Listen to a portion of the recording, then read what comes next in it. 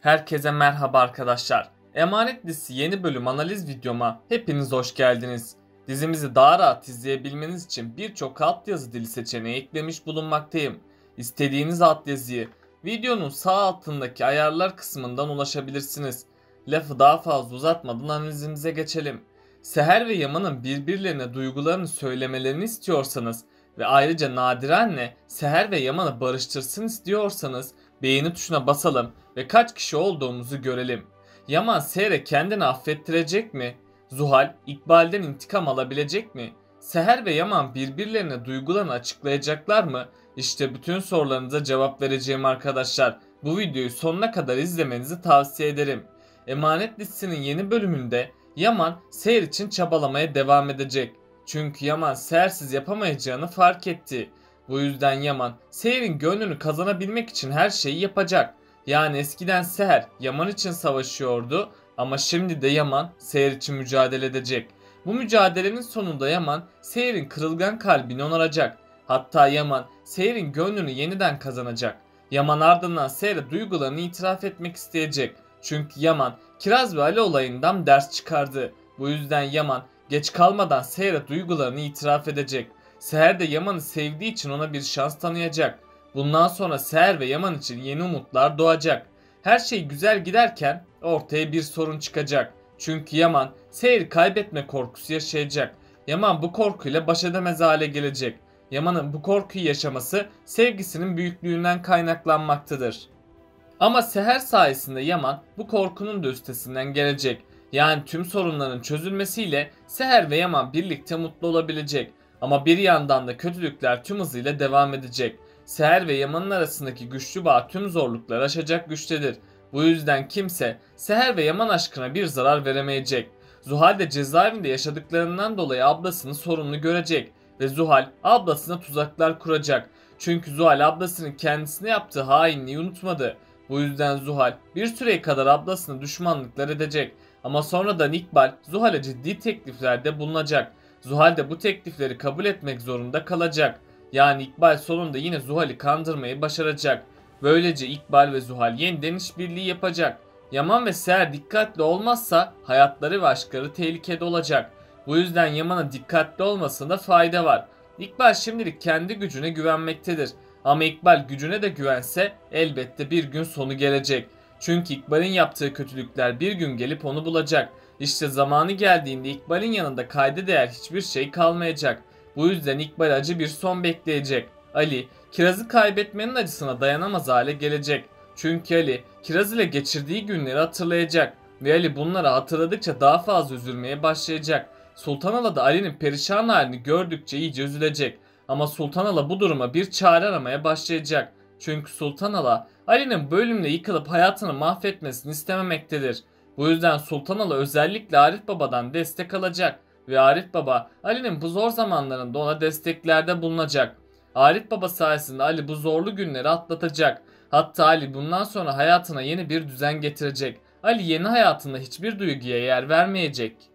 Ve Ali kendisini tamamen işine adayacak. Ama hiç beklenmedik bir anda Ali'nin hayatına yeni birisi katılacak. Bu kişi sayesinde Ali'nin Kiraz ile birlikte gömdüğü duyguları yeniden canlanacak. Seher bir süre kadar Yaman'dan uzak duracak. Çünkü Seher'in aklına Yaman'ın kötülükleri gelecek ve Seher bunları hatırladıkça üzülecek. Yaman da bunu fark ettikçe hatalarını telafi etmeye karar verecek. Bu yüzden Yaman Seher için mücadele edecek. Seher Yaman'ın kendisi için çabaladığını gördükçe hata yaptığını fark edecek. Bunun üzerine Seher Yaman'a yeniden bir şans tanıyacak. Bu şansı duyan Yaman sevinçten havalara uçacak. Çünkü Yaman Seher'i yeniden kazanmış oldu. Bu sevinçle Yaman ve Seher sahteyliklerini gerçeğe dönüştürecek. Yani bundan sonra Seher ve Yaman için yeni başlangıçlar yaşanacak. Ama diğer yandan da hala Selim tehlikesi mevcuttur. Çünkü Selim Seher'i takıntı haline getirdi. Selim Seher'i kaybettiğini düşünüp iyice hırslanacak. Hatta Selim bu olayların sorumlusu olarak Yaman'ı görecek. Bu yüzden Selim planlar hazırlayıp kötülükler edecek. Selim büyük ihtimalle Seher'i kaçırmayı göze alacak ve böylece Selim Seher'i elde edebileceğini sanacak. Ama Yaman son anda yetişip Seher'i Selim'den kurtaracak. Tabi Yaman Selim'e hak ettiği cezayı da verecek. Böylece Selim Seher ve Yaman'ın hayatından sonsuza kadar çıkacak. En son Zuhal cezaevinde kötü günler yaşıyordu. Ama Zuhal ablasını kullanarak cezaevinde daha rahat yaşamaya başlayacak. Hatta Zuhal cezaevinde kişilerle birlikte olup ablasına şantajlarda bulunacak. Ama İkbal Zuhal'i tekrardan yanına çekmeyi başaracak ve İkbal ile Zuhal yeniden birlikte planlar hazırlayacak. Tabi İkbal yine Zuhal'i kullanıp onu yarı yolda bırakacak. Yani Zuhal ablasının sonuna getirmeye çalışırken kendi sonunu getirecek. Bu yüzden bir zamana kadar İkbal'in kötülükleri açığa çıkmayacak. Ama günü gelecek İkbal de sona doğru yaklaşacak. Yani İkbal'in yaptığı kötülükler onun yanında kalmayacak. Ali Kiraz'ın vedasıyla hayatına devam edemez hale gelecek. Hatta Ali her anında Kiraz'ı hatırlayacak. Ama Ali yitirdiklerini geri getiremeyecek. Hatta Ali Kiraz'ın ölümünden kendisinin sorumlu görecek. Bu yüzden Ali bir süreye kadar kendisini affetmeyecek. Arif Baba bu süreçte Ali'ye desteklerde bulunacak. Arif Baba'nın destekleri sayesinde Ali bu zorluğun da üstesinden gelecek. Böylece Ali yeniden hayatına yeni bir başlangıç yapacak. Yani bundan sonra Ali için yeni umutlar doğacak. Yaman Seher için çabalamaya devam edecek. Çünkü Seher hala Yaman'ın yaptıklarını unutamadı. Seher Yaman'ın kendisine güvenmeyişini hatırladıkça üzülecek ve Seher için bu durum sarsıcı etkiler doğuracak. Yaman da Seher'in bu durumunu görecek ve Yaman Seher'e desteklerde bulunarak hatalarını telafi edecek. Ayrıca Yaman geçmişiyle yüzleşecek.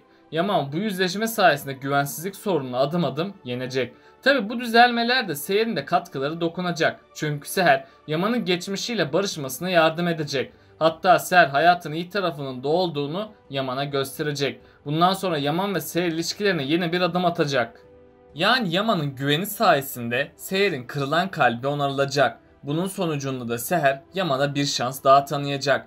Tabi Yaman bu fırsatı değerlendirebilmek için tüm imkanı seferber edecek. Çünkü Yaman Seher'siz yaşayamayacağını anladı. Ve Yaman Seher'i kaybetmemek için elinden geleni yapacak. Seher de Yaman'ın çabalarını gördükçe yeniden umutlanacak. Hatta Seher Yaman sayesinde tüm yaşadıklarını unutacak. Aslında bir kalbi kıran dışında o kalbi kimse tamir edemez. Bu yüzden Seher'in kırılan kalbine hatalarına rağmen yine Yaman onarmış olacak. Seher ve Yaman'ın arasının düzelmesiyle bir müjdeli haber daha gelecek. Çünkü Seher ve Yaman'ın sahte evliliği gerçeğe dönüşecek. Yani artık daha mutlu sahneler bizleri bekleyecek.